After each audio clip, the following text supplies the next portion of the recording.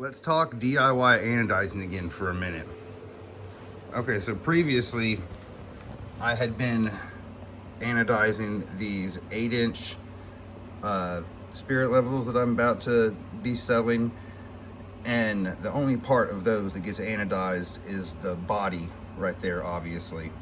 And I was getting decent results with that, and even though they were all done in separate batches, like individually, since I just do them in that 5-gallon tank over there. But as you can see, the color is fairly consistent across each of those, with the exception of this one down in the corner kind of maybe being a little bit darker. But you know, that could also just be because of the shadow of this one being on top of it almost. Yeah, see, like they're all pretty close. Well, last night I was playing around with doing some anodizing of the first project that would have more than one part or more than one component of it being anodized, and I did all of them separately just so they wouldn't be banging into each other in the bath, and along with playing around with quite a few other variables just to kind of see. And you can see the results I got from that here with this 40 fixture, that while it's significantly darker all over, the top plate and the mid plate, they match pretty good. Like the top one's a little bit darker, but that bottom one is significantly darker. Like that thing looks almost green. And mind you that this is the same dye, which was an anodizing dye.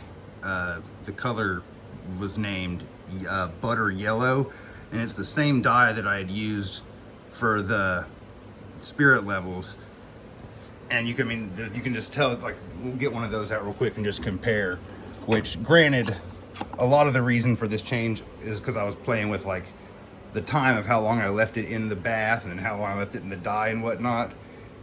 But like, that's the same dye that did all that. Like, that's way different from the, you know, the level right there. I mean, there's a lot of variance. You can go from this yellow to that green, just depending on how long you leave it in the anodizing bath and how long you leave it in the dye. I also implemented a baking soda neutralizing bath with this that I hadn't been doing before with the levels after it comes out of the acid bath, which I think that actually, if you can like tell it up here, like I think the consistency, at least, that helped it be a little bit better.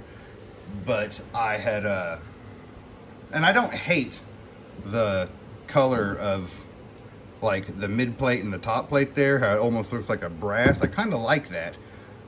I'm just not super happy with that bottom one, which I know what happened there. I got distracted and left it in the anodizing bath for like an extra 15-20 minutes, and I was just like, I realized that I had stopped paying attention, and when I had it cooking out back and had to go pull it, and I mean, you can tell, I could tell even on all of these parts after pulling it out of the anodizing bath, you can see how it changes the color of the aluminum to, it goes from being like this receiver right here, like how that's super bright, it goes to where it almost looks like a shade like this hexagon block of steel. And I wasn't getting that before with the levels, but I was getting that with all of these. But specifically, it was the darkest shade on that one that I left in there too long at the very bottom. And I'd also played around with upping the amperage for the constant current that goes into this, because on one of the levels I had done, like on this one right here, that one's been anodized, but it didn't accept the color. And then I did another one where I had it accepted the color, I guess partially, but there was some spots in it where after I had everything was said and done and I went to like you know, dry it up, and it was wiping some of the color off in areas where the color didn't take. But you know, like probably like 90% of the color took, but there was a few little like crevices and corners where it didn't take. And so I wanted to, you know, just trying to kind of get my process dialed in here by playing around with it. And you know, eventually I'll settle on, y'all know exactly like how long I want to leave it in for to achieve the, you know, color I want the most. Because another difference is that while I do kind of like the brighter yellow of the levels better, the thickness of the anodizing on those is not as thick, so it would be easier to wear off, and it doesn't harden the metal as much as like these right here. The dye is set in deeper, so it's not going to rub off as easily as with the levels, and the aluminum material itself has actually been hardened thicker, think of like case hardening, compared to the levels, just because I had upped some of the numbers on the current and the bath time. So because my ultimate goal here is to, even if the color itself, you know, if the shade changes from, you know, batch to batch from like the levels compared to this one, my main goal is just to at least be able to get like these three components to all be matching, even if like there's variance from like one individual holder or one individual tool to the other.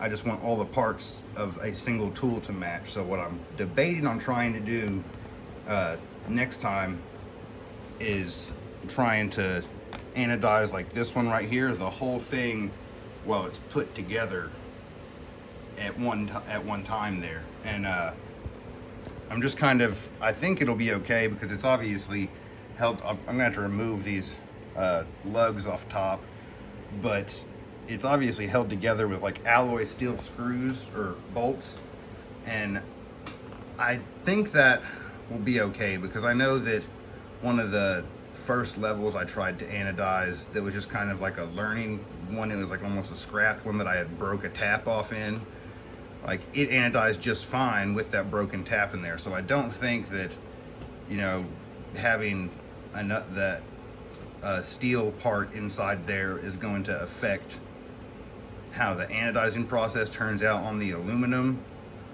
The only thing that I may have to worry about would be, I know with like in this one right here that I did a long time ago, that I, trying to get the most rigidity out of it I could, I had used like an orange Loctite on those bolts in the threaded holes.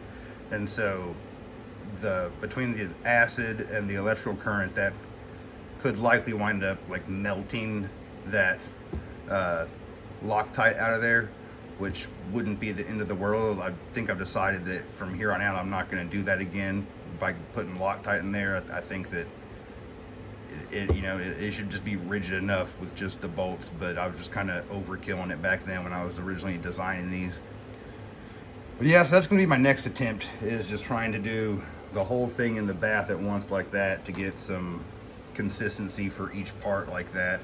And eventually, once I've kind of, you know, figured out the perfect variables for my concoction and like the shade of yellow I've decided on and whatnot, I'll probably make another video where I, you know, share everything that I've figured out, like for what it, you know, how long to leave it in the bath, and just the whole entire process that I'm doing to get the results that I want. But like here, it's still a little bit of trial and error, and you know, still just kind of learning and flying by the seat of my pants, but you know, getting some anodizing done at the same time.